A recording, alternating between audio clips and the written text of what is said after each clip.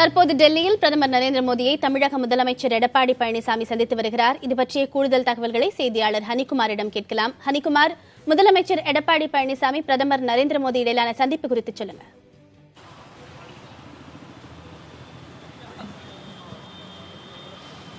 பத்மபிரியா, ஒரு மாநிலத்தின் முதல்வராக யாரேனும் புதிதாக பொறுப்பேற்றால் மரியாதை நிமித்தமாகவும் மாநில நலன் சார்ந்த கோரிக்கைகளை முன்வைக்கவும் பாரத பிரதமரை சந்திப்பது வழக்கமாக இருக்கிறது. அந்த அடிப்படையில் 2 மாதங்களுக்கு முன்பு தமிழக முதல்வராக பொறுப்பேற்ற ஓ பன்னீர்செல்வம் அவர்கள் பாரத பிரதமரை சந்தித்தது உங்கள் எல்லோருக்கும் நினைவு இருக்கும். தற்போது முதன்முறையாக தமிழக முதல்வராக பொறுப்பேற்று இருக்கக்கூடிய எடப்பாடி பழனிசாமி அவர்கள் மரியாதை நிமித்தமாகவும் மாநில நலன் சார்ந்த கோரிக்கைகளை முன்வைக்கவும் மத்திய அரசு நிதியுதவியோடு செயல்படுத்தக்கூடிய மாநில அரசின் திட்டங்களுக்கு மத்திய அரசின் நிதியுதவியை கோரியும் பல்வேறு அரசியல் நிலவரங்கள் தொடர்பாகவும் பாரத பிரதமரை சந்தித்து மனு அளிப்பதற்காக தற்போது எடப்பாடி பழனிசாமி அவர்கள் பிரதமரை சந்தித்து வருகிறார். இந்த சந்திப்பானது தற்போது நடைபெற்று வருகிறது. சற்று முன்னர் பிரதமருடைய அதிகாரப்பூர்வ இல்லமான நம்பர் 7 லோ கல்யாண் மார்க்கில் உள்ள ஒரு இல்லத்தில் இந்த சந்திப்பானது நடைபெற்று வருகிறது. முதல்வரோடு தலைமைச் செயலாளர் கிரிஜா வைத்தியநாதன் மற்றும் நிதித்துறை செயலாளர் சண்முகம் IAS உள்ளிட்டோரும் உடன் சென்றிருக்கிறார்கள். தமிழக முதல்வர் பூங்கொற்று கொடுத்து பொன்னாடை பொருத்தி பிரதமர் அவர்களை கௌரவித்தார்கள். தொடர்ந்து இந்த சந்திப்பானது நடைபெற்று வருகிறது. குறிப்பாக பல்வேறு முக்கிய கோரிக்கைகளை முன்வைப்பதற்கு தமிழக முதல்வர் முன்வந்திருக்கிறார். தற்போது தமிழ்நாட்டில் இருக்கக்கூடிய மிக மிக முக்கியமான பிரச்சனைகளான நீட் நுழைவுத் தேர்வு விவகாரம், ஹைட்ரோ கார்பன் திட்டம், அதே போல மத்திய அரசின் நிதியோடு செயல்படுத்தக்கூடிய பல்வேறு மாநில அரசின் திட்டங்கள் உள்ளிட்ட பல்வேறு விஷயங்கள் குறித்தும் இந்த சந்திப்பின் போது பிரதமரிடம் அவர் கோரிக்கை வைப்பார், கோரிக்கை மனு ஒன்றையும் அளிப்பார் என தெரிகிறது. பத்மபிரியா, அனிகுமார், சற்று முன்னர் தான் மத்திய அரசின் பெட்ரோலியத்துறை சார்பில் ஹைட்ரோ கார்பன் திட்டம் குறித்த ஒரு விளக்க அறிவிப்பு வெளியிடப்பட்டிருந்தது. இந்த நேரத்தில் ஹைட்ரோ கார்பன் திட்டம் குறித்த முதலமைச்சர் எடப்பாடி பழனிசாமியின் கோரிக்கையை பிரதமர் ஏற்றுக்கொள்ள எந்த அளவுக்கு வாய்ப்பு இருக்கிறது?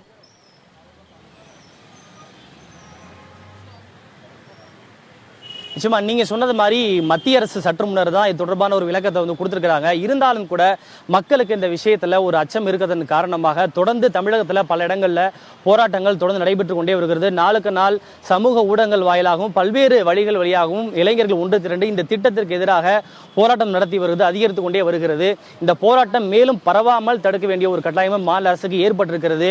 எனவே மாநில அரசினுடைய இந்த அச்சம், இளைஞர்கள் மற்றும் பொதுமக்களுடைய இந்த அச்சம் உள்ளிட்ட பல்வேறு விஷயங்களையும் பொதுமக்களுடைய உணர்வுகளையும் மத்திய அரசு அறிந்து கொள்ளும் விதமாக மாநில அரசின் பிரதிநிதியாக அவர் இந்த தமிழகத்தில் தற்போது நிலவக்கூடிய சூழ்நிலை குறித்து எடுத்துரைப்பார் என எதிர்பார்க்கப்படுகிறது. பிரதமர் அவர்கள் தரப்பிலும் தற்போது மத்திய பெட்ரோலியத்துறை அமைச்சகம் என்ன மாதிரியான ஒரு விளக்கத்தை கொடுத்திருக்கிறதோ அது தொடர்பான விளக்கத்தை அவரிடமும் அவர் கொடுப்பார். மேலும் இது தொடர்பாக மாநில அரசின் நலனுக்கு எதிராக மத்திய அரசு எந்த திட்டத்தையும் செயல்படுத்தாது, இதில் எந்த விதமான பாதகமும் இல்லை என்கிற ஒரு உறுதியை முதல்வருக்கு பிரதமர் அளிப்பார் என பிரதமர் அலுவலக வட்டாரங்கள் தெரிவித்திருக்கின்றன. பத்மபிரியா, அனிகுமார், முதலமைச்சர் எடப்பாடி பழனிசாமி பொறுப்பேற்ற காலகட்டத்தில் பாஜகவின் சில தலைவர்கள் ஜெயலலிதா அவர்கள் இருந்தபோது ஒரு இணக்கமான சூழ்நிலை பாஜகவிற்கும் அதிமுகவிற்கும் இடையே இருந்தது. தற்போது அந்த அளவிற்கு இணக்கமான ஒரு உறவு இல்லை என்பது போன்ற கருத்துக்களை முன்வைத்திருந்தார்கள். இந்த தருணத்தில் முதலமைச்சர் எடப்பாடி பழனிசாமி பிரதமரை சந்திக்கிறார்.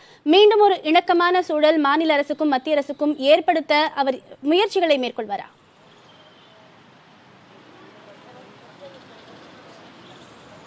இல்லை, மத்திய அரசை பொறுத்த வரைக்கும் அவங்க அடிக்கடி சொல்லக்கூடிய விஷயம் என்ன அப்படின்னாக்கா, நாங்கள் ஸ்டேட்டில் யார் ஆட்சியில் இருக்கிறாங்க, எந்த கட்சி ஆட்சியில் இருக்குது அப்படின்றதெல்லாம் பார்க்குறதில்ல.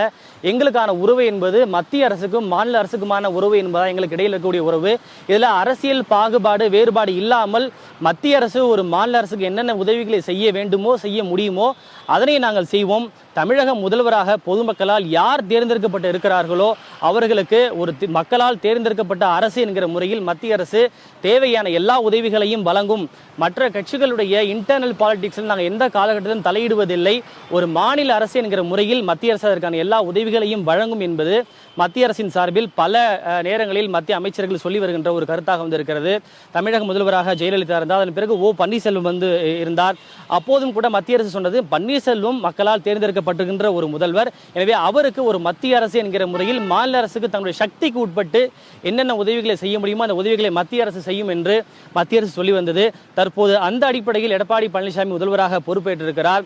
மாநில அரசினுடைய கோரிக்கைகளை பரிசீலித்து எந்த அளவுக்கு மத்திய அரசால் உதவிகளை செய்ய முடியுமோ அந்த அடிப்படையில் மத்திய அரசு தன்னுடைய உதவிகளை செய்யும். முழுக்க முழுக்க இது அரசாங்க ரீதியிலான ஒரு உறவு என்பதுதான் மத்திய அரசு தரப்பில் சொல்லப்படுகின்ற விஷயமா இருக்கிறது. மற்றபடி கட்சி வேறுபாடு யார் முதல் என்கிற விஷயங்கள் எல்லாம் தேர்தல் தேர்தல் காலங்களிலே செய்யப்படுகின்ற ஒரு விஷயம்.